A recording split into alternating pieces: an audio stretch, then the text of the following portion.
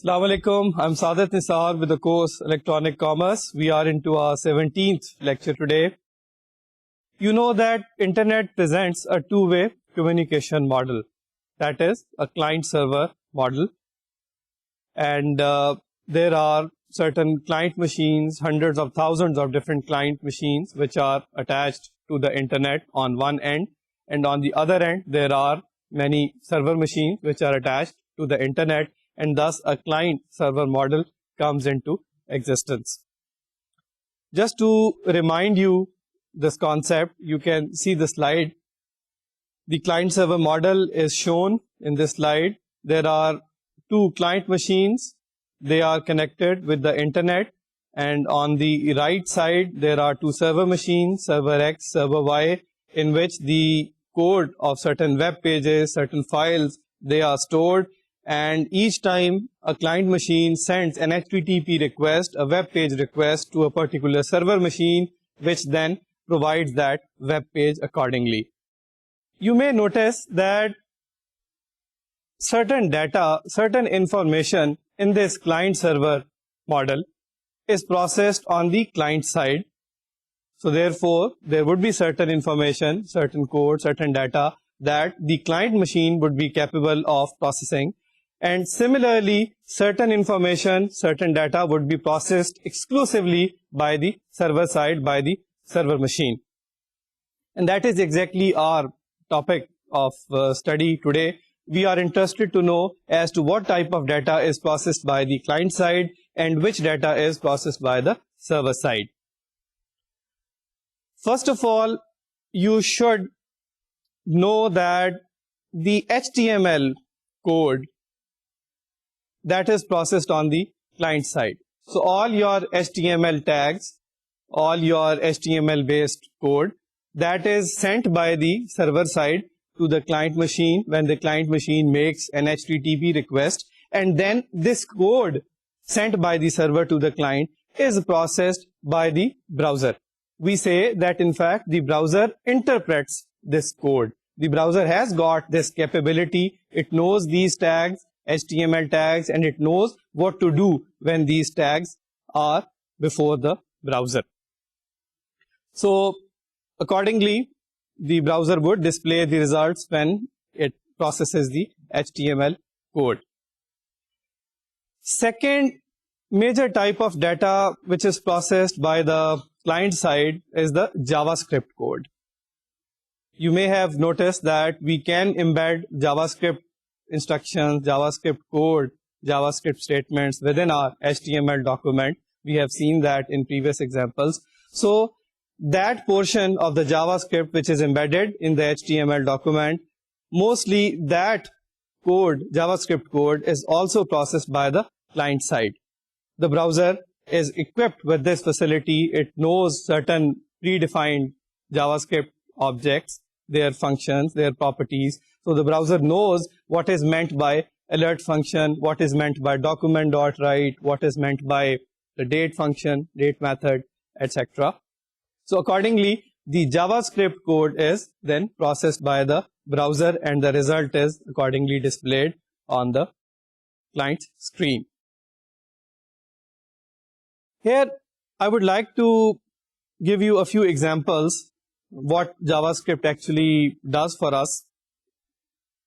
You may have noticed by now that JavaScript is mainly for the client side. It is processed mainly on the client side. JavaScript basically does two important jobs for us. One is that it can do the pattern checking, and number two, it can do some calculation for us. We have already seen certain examples in this behalf. You may have realized that when we were doing the registration form example, and I showed you in that example that when an invalid character is entered in the login name text box because of the JavaScript function, then an alert message, a pop-up message appears on the screen which confronts the user, which tells the user that you have committed this mistake, please rectify, please remove this mistake. So therefore, this warning message because of the JavaScript is popped up, and accordingly the user can modify its actions. The user can then correct his mistake. So here the processing, the pattern checking, the fact that an invalid character was entered, that thing has been done through JavaScript. Similarly, another example, say you have a text box where you ask the user to enter his telephone number. So you know that telephone number only consists of digits. No alphabet characters are allowed to be entered in a text box for telephone number. So here we can very usefully apply JavaScript function, whereby we can make this arrangement that in case a user enters an alphabet A, B, C, D or any special character, immediately thereafter an alert box would appear telling the user that you have done this mistake, you should eliminate this mistake here. Then when I say that we can do calculations using JavaScript, we have again done an example. We have created our calculator in JavaScript. So in case there is a web form, and on that web form there is a text box called price, and also there is a button, GST button, general sales tax button, and I want that when a user enters a price in the text box, and when the user clicks on this button GST, some call at that time because of the event handler be made to a JavaScript function, and the price value, the price entered in the text box, that should be supplied to that JavaScript function, and accordingly that function should get processed and some calculation be made, and the result be accordingly displayed. So just to give you a feel of that, you can look at the slide. Form and call to JavaScript. You can see there is the form tag, and then within the form tag I am creating a text box called price input type text, and then I create an input tag, input type button, value GST, and then I use the event handler on click, and I keep its value calc GST this dot form. So this dot form indicates that send all of the data in this form to JavaScript function. That function is calc GST, and execute this function in JavaScript of this page. You can see calc GST. I have used an arrow to indicate that this function be executed on this page, and every time this button on click would be clicked, the information provided by the user in the form would be supplied to the JavaScript function calc GST, and then some calculation would be made based upon the price the user has entered. Maybe a 2%, 3% of that price is calculated with the help of a formula used in the calc GST to calculate the general sales tax, and then that information, that general sales tax information calculation can be then shown to the user consequently. There are other examples of calculations we can make with the help of JavaScript. So in case you have created a mortgage, say you wanted to obtain a loan from a creditor, and you placed your immovable property, say your land, your building, as a security for obtaining that loan, that concept is called mortgage. It would be said that you have created a mortgage in order to obtain that financial facility, that loan from the creditor. So in case you want to make the installments for repayments which include the interest also, then all such calculations can easily be made with the help of JavaScript functions. Your installments along with interest, they can be calculated, they can be determined through JavaScript. Similarly, when you are doing e-commerce, when you are buying items from an online shop, whenever you do your purchases, all the items that you have purchased, their cost can be added up automatically, and an accumulated value, then a total value can then be determined, calculated based upon whatever you have purchased using JavaScript. Then another example for calculations point of view is when we prepare some tutorials, some demonstrations online. Say I have created a tutorial online for my students, and when the students do some exercises and they do some mistakes, then with the help of JavaScript I can warn them, I can rectify their mistakes, I can point out to them that, well, you have made these mistakes, and in real time then they can make those corrections. So again, in such tutorials, such demonstrations, I can very effectively utilize JavaScript.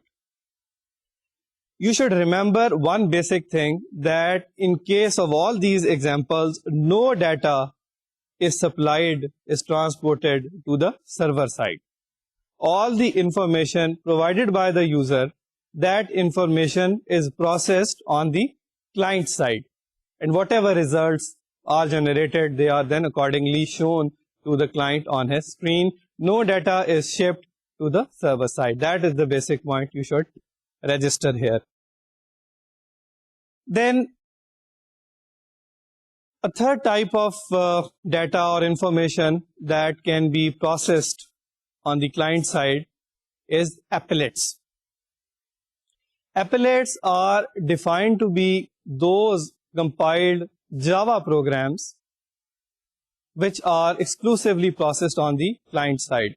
As regards these programs, the browser has the knowledge of certain Java functions, Java objects, and accordingly the browser is capable of processing that particular Java code called applet. The applets are mostly used for creation of certain heavy files like animations or certain spreadsheets or Java games, etc. And they get relatively more space on the web page in order to generate their result. The applets, in order to get processed on the client side, we use a special tag called the applet tag on our HTML document. So with the help of this applet tag, then we can get this Java code from the server side, and then being a client machine, the browser exclusively then process this code. I can show you an example now. You can see in the slide before you, there is an applet call example. You see, I begin with the HTML tag, and then there is the body tag. Within the body tag, I use this special applet tag with the keyword applet, and I use an attribute code, and I give certain URL as a value to this attribute code. You can see code equal http www.xyz.com /carfind.class. I've given some hypothetical URL here. And then I use two more attributes, width 100 pixels, height 200 pixels, and then I write a word demo. I can write any word here. I have chosen the word demo here. And then I close the applet tag, and I close the body tag, close the HTML tag. In fact, what would happen is that when the browser would reach this applet tag and find this attribute code having a value, certain URL, at that point, automatically the browser would make an HTTP request to the server to supply this code to the browser. This URL relates to, in fact, the applet, the Java code, and this Java code, compiled Java code, is then accordingly, in response to this request, supplied to the client side. The client side is capable, the browser is capable of processing this code. It would interpret this code and create a result. and this result would be shown in the space which is identified, which is determined by the width and the height attributes. According to the pixels I have supplied as width and height, that result would be then displayed on that particular space, on that area on the web page.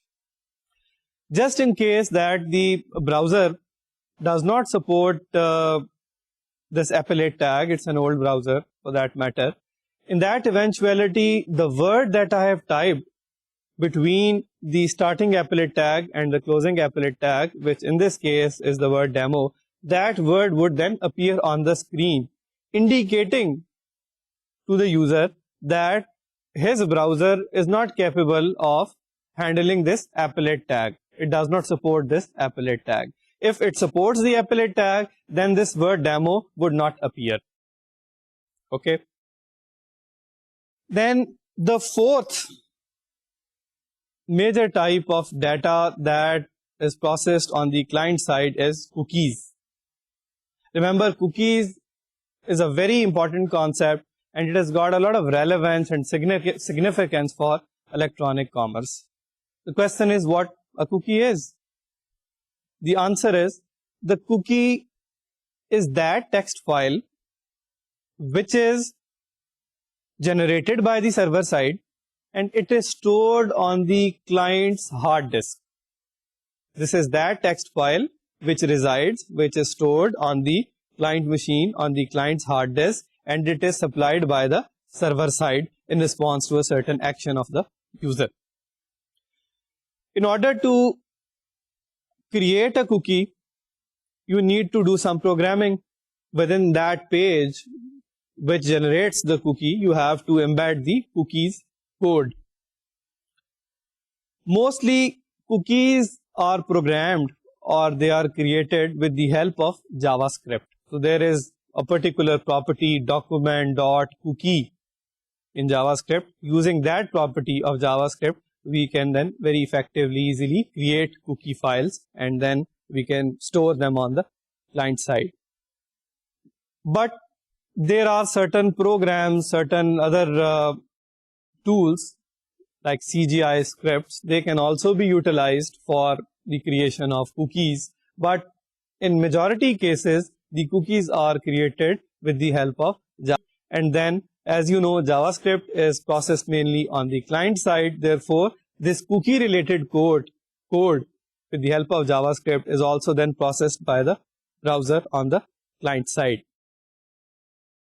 Here I would like to show you a practical example how we embed the cookie code in JavaScript and what type of result do we get in response. So you can see the code on the screen. Notice I start again with the HTML tag. Then, because I am working with JavaScript, I write the script tag, script language, JavaScript, type text, bleak JavaScript. Then I define a function here, a JavaScript function. I keep its name update cookie, and within the curly brackets I type two statements for this function. The first statement, document.cookie equals document.form1.cookie.value. Second statement being location.reload true. I'll very shortly be explaining to you what does this mean. Then I close the first script tag, I start the body tag, and again I use the script tag, language, again JavaScript, and then I apply document.write, and within the string I write the words. You can see within the double quotation mark, currently your cookie is, this is the information within the string. Then it is concatenated with the help of the plus sign, and then I have used this property document.cookie. So document.cookie would generate here the value of the cookie, and that value of the cookie would then be concatenated with the string currently your cookie is. Then I close the script tag, I use the form tag, I keep the name of this form as form1. Then there is a paragraph tag, and then I write this information, this text. this information would be treated as a cookie colon, then input type text, name cookie, size 50. This is simple. It means that I am asking the browser to create a text box whose name would be cookie and whose size would be 50. That means up to 50 characters can be typed in that text box called cookie. And then input type button, name set cookie, value set cookie. That means I am creating a simple button on which the label would be set cookie. And I use here an event handler on click equal update cookie. So you can immediately register now that when I'm using this event handler, that means when a user would click on this button, set cookie, the control would be immediately shifted to the function I have defined above, the function update cookie. And then that function update cookie would be processed accordingly. I close the form tag, close the script tag, body tag, HTML tag.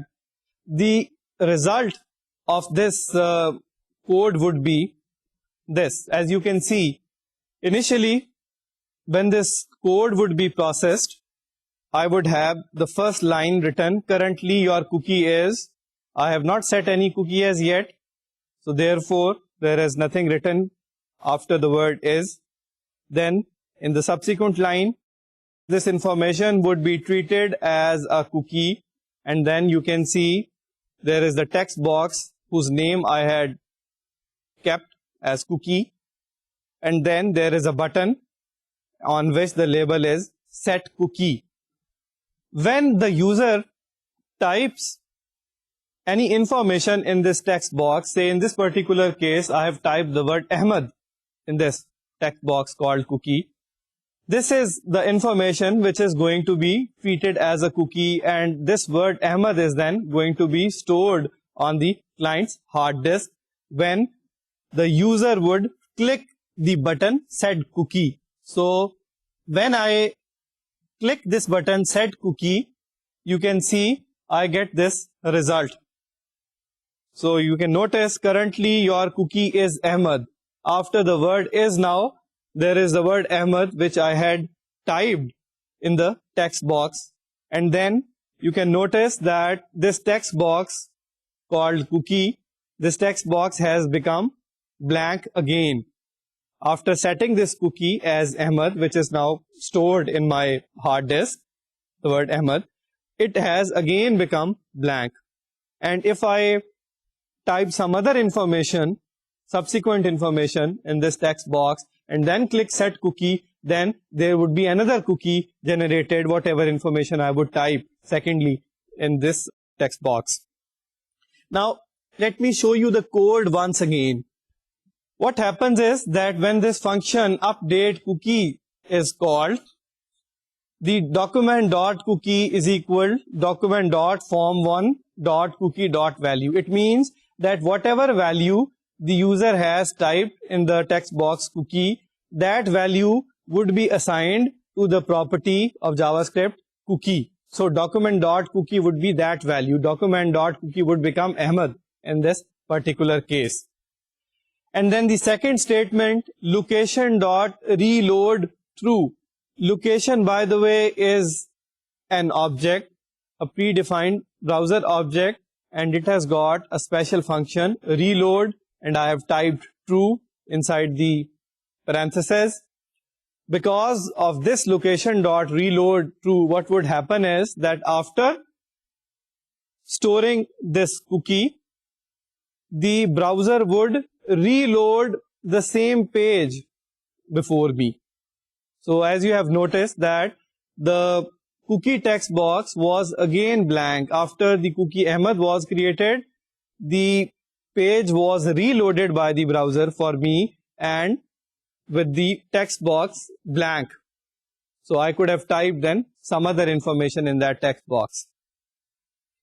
And then you are familiar with document.write. Currently your cookie is plus document.cookie. Whatever cookie you set. If I set Ahmad, then the word Ahmad would be concatenated with the words currently your cookie is, as you have just seen in the result.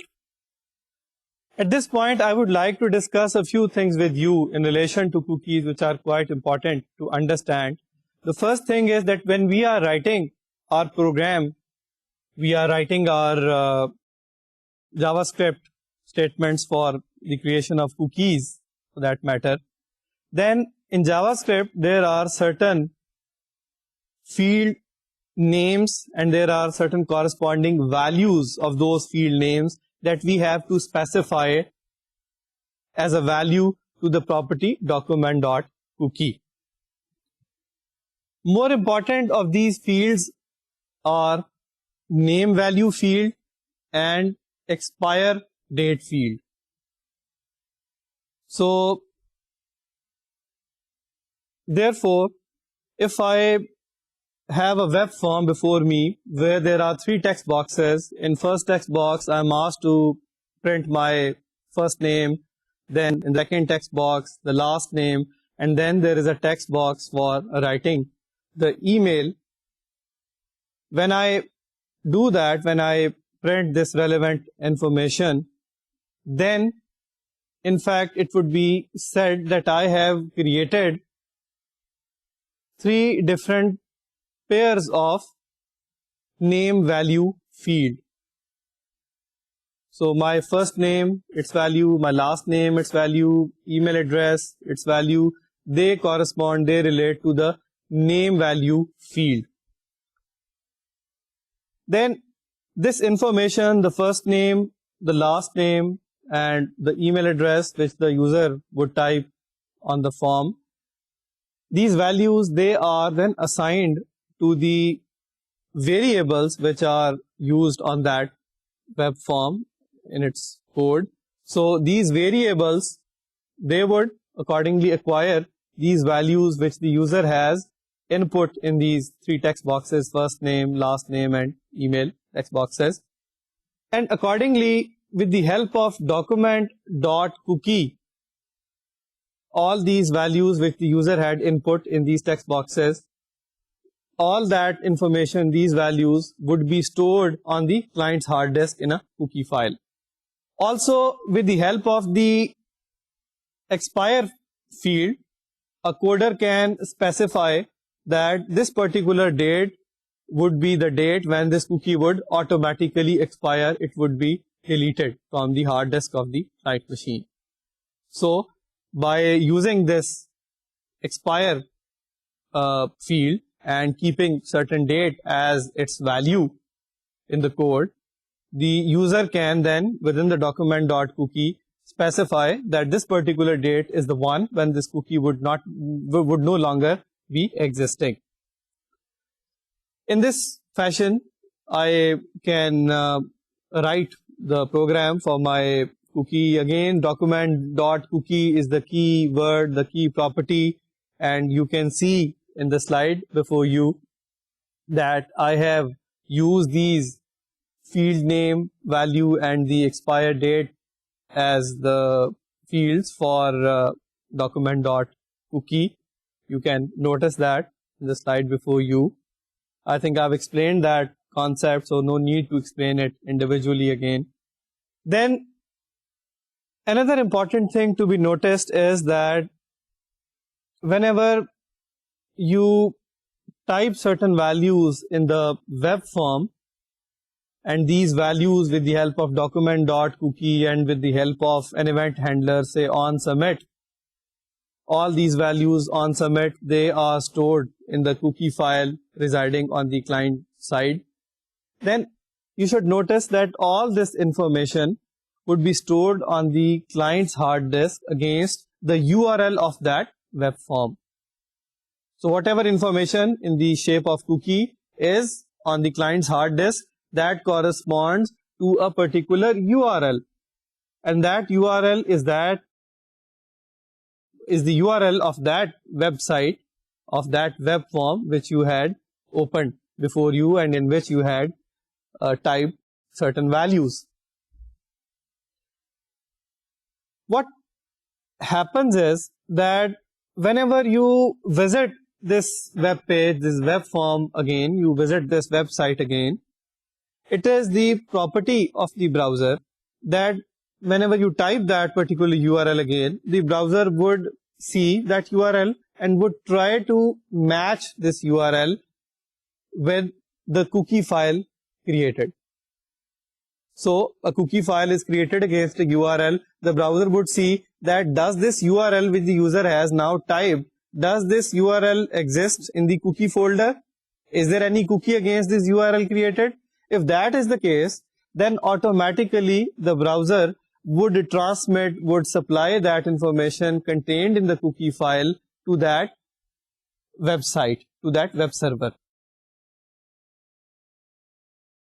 You should notice this thing that cookies, they are residing on the client's hard disk. There is a special folder, a cookie folder which the system prepares, which the system creates, and all the cookies, they are hosted in that folder. And you can even open a cookie file, you can view the information contained in that cookie file. There is no problem in that regard. Again, I am specifying this thing that the URL against which the cookie is created, that URL is matched with the URL which the user would type in order to second time visit that website. And if the matching takes place, if actually there is a cookie against that particular URL, then all the information in that cookie file, that would automatically be transmitted by the client side, by the browser to the server side. When I say that cookies have a very important role in electronic commerce, I mean to say that cookies have two big advantages. One is that with the help of cookies, we can track our customers online. It's a very interesting concept. And the second is that we can also maintain state using cookies. Let's debate on that, how we can do that. Let's start with how we can track our customers online. You can understand this concept with the example that, say, when a user visits a particular website in relation to which there has been some cookie related programming done already, which results into the creation of a unique ID in the form of a cookie on the client's hard disk. In other words, when the client visits that website, a unique ID is automatically generated, and in the form of a cookie file, that ID is then stored in the client's hard disk. In fact, the server side ensures that the same ID is also stored in the databases maintained by the server. So therefore, the same ID would be residing on the databases of the server side, and against that ID, the previous buying pattern, the purchasing behavior of the customer, of the user, would be recorded in that particular database on the server side. What happens is that when subsequently the user visits that online shop, e-commerce site, the browser would send that unique ID which was stored in the client's hard disk in the form of a cookie to the server side. I told you that this is the property of the browser.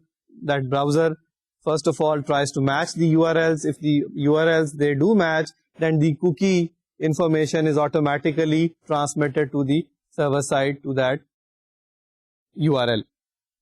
So accordingly, this unique ID would travel to the server side. There on the server side, this ID would be matched with the ID stored in the databases of the server side.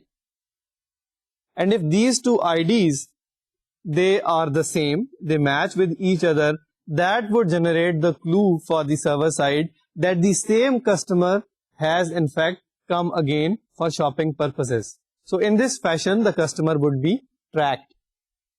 And now, as you have noticed that the server side is maintaining in its databases the buying behavior, the purchases done by the user in previous transactions. So the server side, the merchant side would thereby know that this particular customer is in the habit of, say, buying history related books. He is the one whose buying pattern shows that whenever he visits this website, he buys most of the time history books. So this is a clue for the merchant side, for the server side. And based upon that clue, then an arrangement can be made that in real time certain pop-up messages can be generated and which tell the user that, well, these are the new history books, these are the new history editions which have just come to our online shop. So in this fashion, instead of the user himself doing the search for those history books which he is so fond of, the merchant side automatically can confront him, can show him those history books and save the users, the customers' effort in this regard.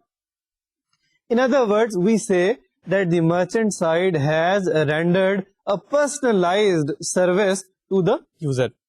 The user is in no need of doing all this search by himself to find out what are the history books.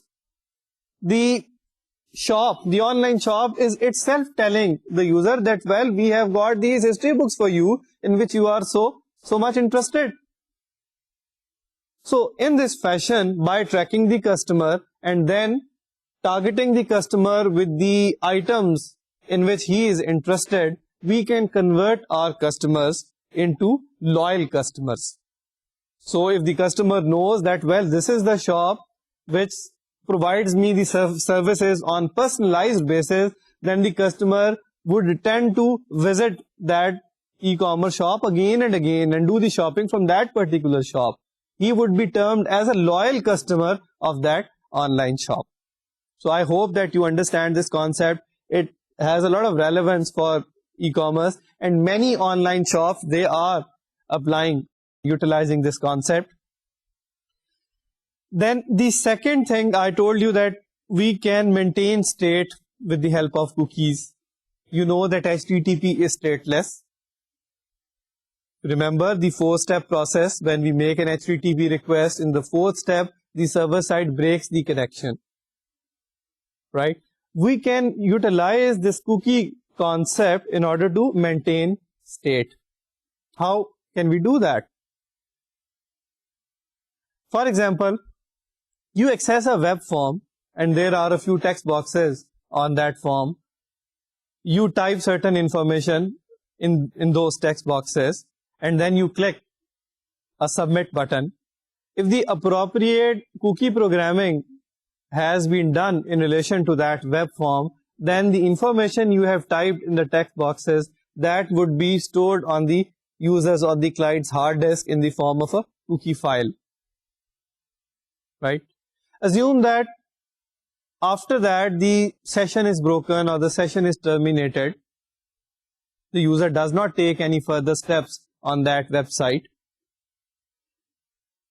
It may happen that when the user restarts his computer or when the user restarts his session, in fact, then the information which he had typed in the web form previously in the previous session, that information would be intact. And the user would be maybe surprised to notice that in the previous section, the information which he had typed in the text boxes, on starting the session again, that information is still there. It is in full or in part being displayed to the user. Depends upon the cookie programming, what programming we have done. So therefore, even if a session terminates, with the help of cookies, we can join two sessions. We can, in other words, maintain the state. What in fact has happened, that when the user has restarted the session, the cookie prepared in the earlier session, that cookie information traveled to the server side on restarting the session and would connect the two sessions. Next, I want to point out that the cookie information, when it travels from the browser side, from the client side to the server side, that travels within the application layer header. So that information, we can say in other words, is printed on the application layer header, the HTTP request header in other words. And thereby within that application layer header, sitting on that application layer header, it reaches the server side and then it is utilized. We can delete our cookies. This is quite simple. There is the special cookie folder on our system and we can access that folder and we can delete any cookie files created. This is one way of getting rid of the cookies. The other is that where the coder has used an expiry field and has set a particular date for the expiry of the cookie, on the arrival of that date, the cookie would automatically be deleted from the system. There is a third option that using our system, we can also give an instruction that we want to disable the cookie.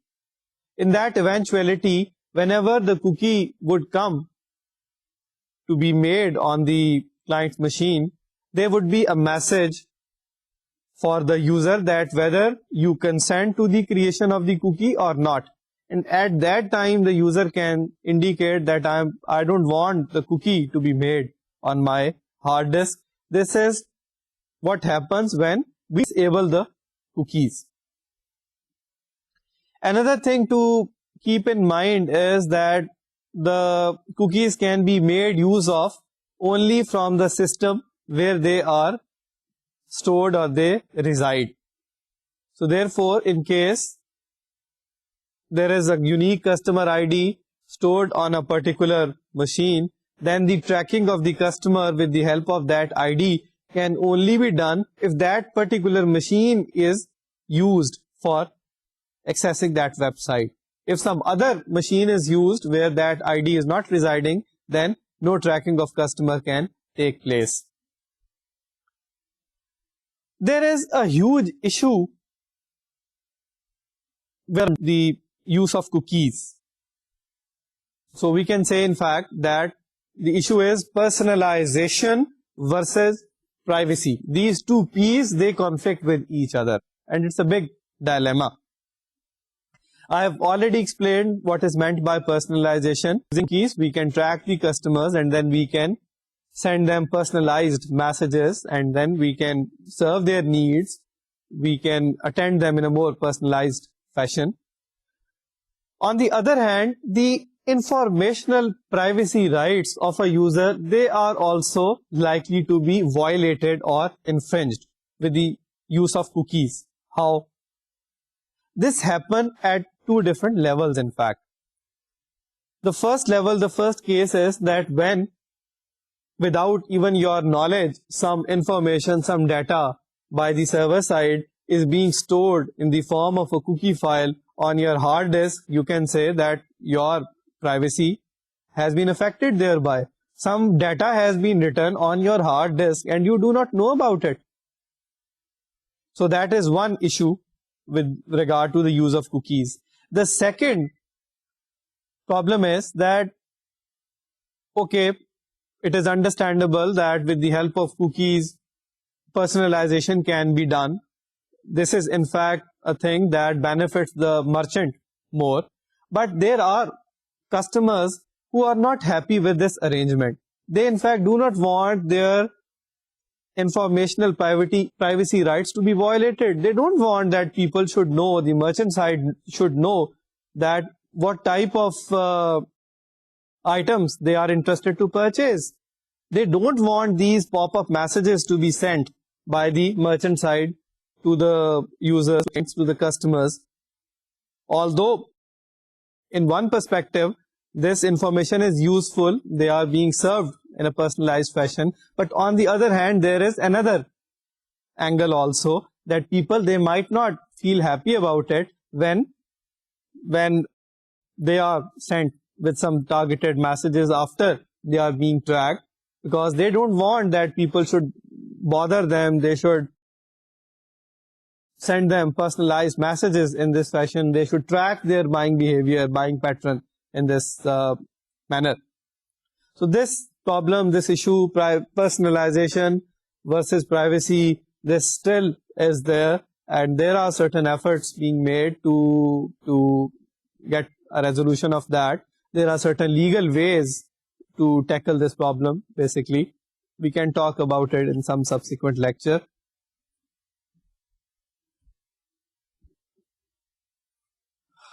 Okay, so these were some of the main issues with regard to cookies. Then there are two terms, fat client and thin client, which I think they are quite relevant when we are studying the client-side processing. A client machine or a client is said to be fat when most of the processing takes place on the client side. So a common example is applets.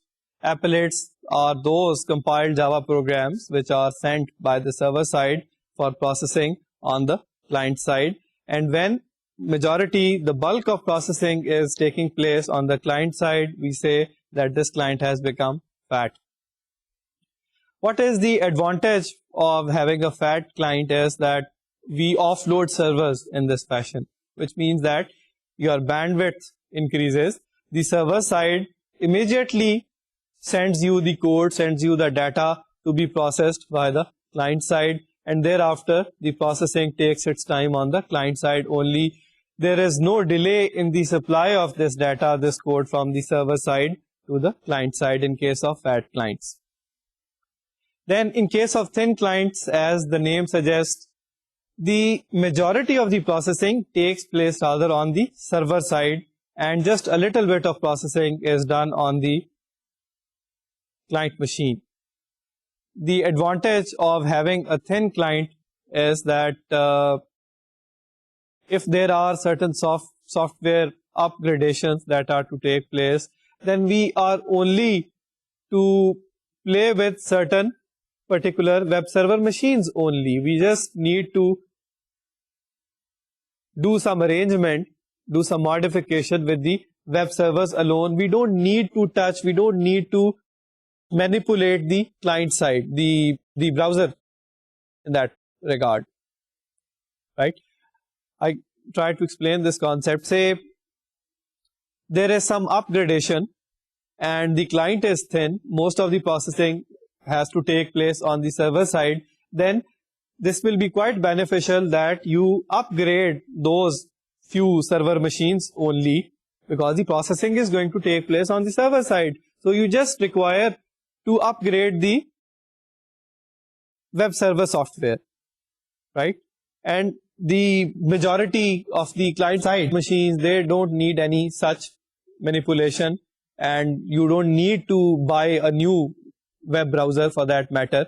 You don't need to incur that extra cost in buying an upgraded browser. So that is the benefit where we are using thin clients. Then the upgradation is only done on the server side, and that results into cheap clients.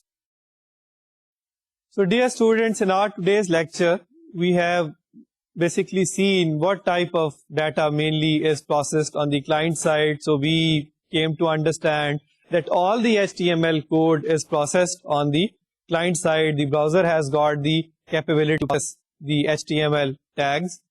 Then the JavaScripting mainly is processed on the client side.